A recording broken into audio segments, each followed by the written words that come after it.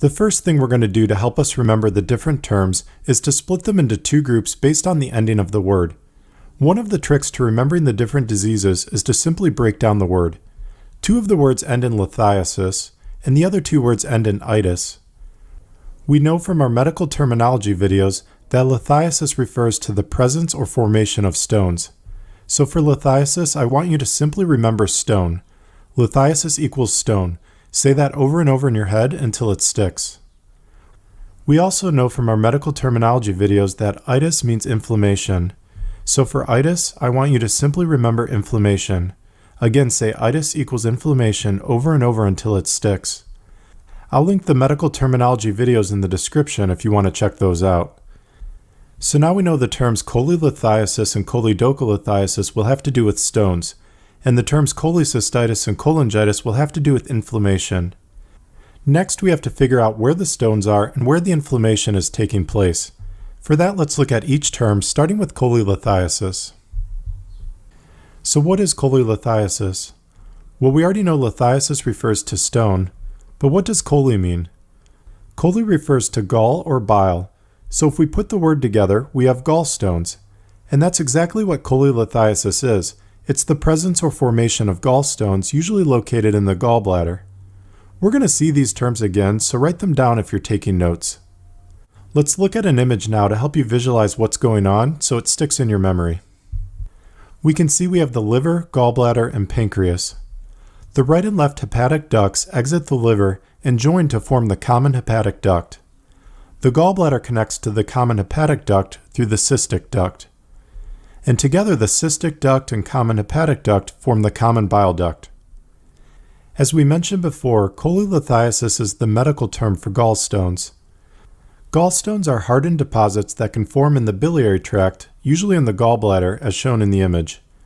Many people live with gallstones and they don't even know they have them. Gallstones don't necessarily cause symptoms, but problems can occur when the gallstones start to move around or get stuck, which we're going to see coming up. Ultrasound can be used to diagnose gallstones, and the treatment will depend on the presentation, but it might include conservative management or gallbladder removal. So to recap, we have chole, which means gall or bile, and lithiasis, which means stone. So cholelithiasis means gallstones.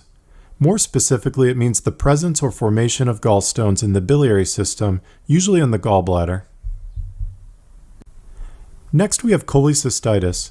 We already know itis means inflammation, but where is this inflammation taking place? We can break down the rest of the word to find out. We already know chole means gall or bile, so the last part of the word is cyst, which means bladder. So if we put chole and cyst together, then we have gallbladder. And if we put the entire word together, then we have inflammation of the gallbladder. And that's exactly what cholecystitis is. It's inflammation of the gallbladder, usually caused by gallstones obstructing the cystic duct. Let's go back to our diagram and visualize this. We can see we have our yellow gallstones in the gallbladder again. As we mentioned before, gallstones don't always cause problems, but they can if they start to move. Occasionally a gallstone can move into the cystic duct, and this can cause right upper quadrant abdominal pain. This is known as biliary colic, which is abdominal pain that occurs when a gallstone either obstructs or tries to move through the biliary ducts, in this case the cystic duct. This pain is relieved if the gallstone moves back into the gallbladder. This is why biliary colic can be intermittent, or in other words, the pain comes and goes.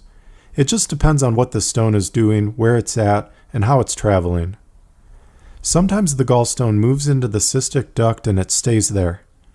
This blocks the gallbladder outflow tract, and the content in the gallbladder is stuck. It's unable to flow out of the gallbladder and through the cystic duct. This will eventually cause inflammation to everything behind the obstruction. Infection can also develop because the stagnant content in the gallbladder that's just sitting there becomes a breeding ground for bacteria. This obstruction can cause cholecystitis, which is inflammation of the gallbladder. Symptoms may include right upper quadrant abdominal pain, fever, and nausea or vomiting. Cholecystitis can be diagnosed with ultrasound as well, and treatment usually includes antibiotics and gallbladder removal called cholecystectomy.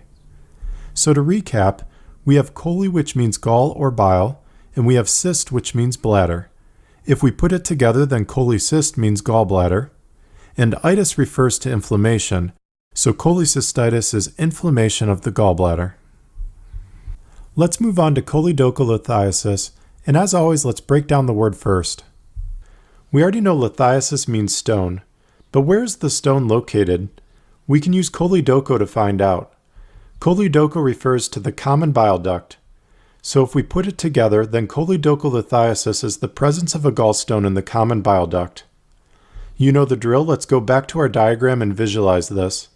And again, the medical terminology videos will be linked in the description if you want a quick review of these medical terms.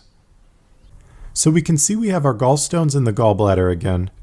We already talked about how sometimes gallstones can move into the cystic duct. Well, sometimes gallstones can form or move even further down the tract into the common bile duct. This is known as choledocholithiasis, which is the presence of gallstones in the common bile duct. Remember we said gallstones can cause pain when they obstruct or move through the bile ducts. This is why choledocholithiasis can cause abdominal pain as well, usually in the right upper quadrant or epigastric region. It can also cause jaundice along with nausea and vomiting. Why do we see jaundice or yellowing of the skin with choledocholithiasis, but not the other diseases we talked about so far? We'll look at where the stone is.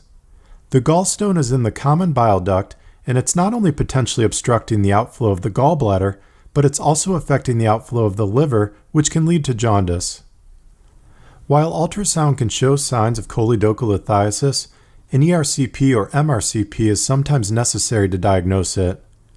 Treatment usually includes removing the stone and gallbladder, along with antibiotics if there's concern for infection, which we'll talk about next. So to recap, choledocho refers to the common bile duct, and lithiasis refers to stone. So choledocholithiasis is the presence of gallstones in the common bile duct.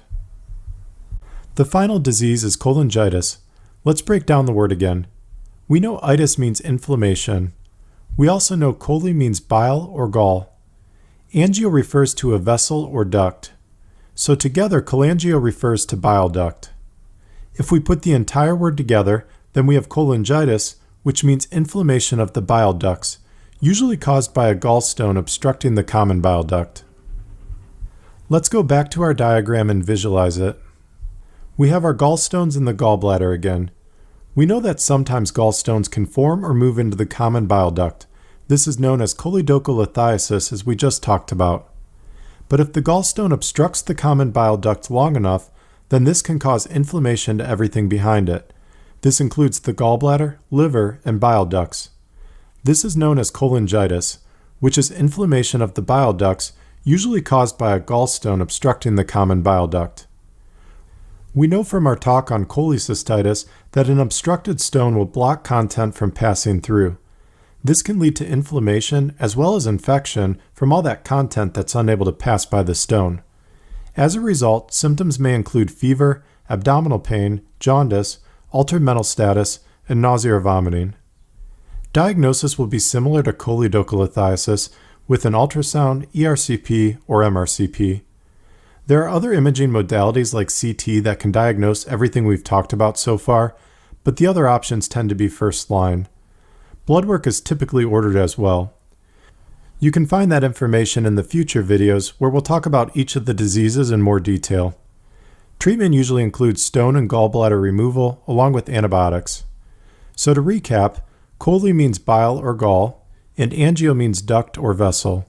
So cholangio refers to bile duct. Itis means inflammation, so cholangitis is inflammation of the bile duct.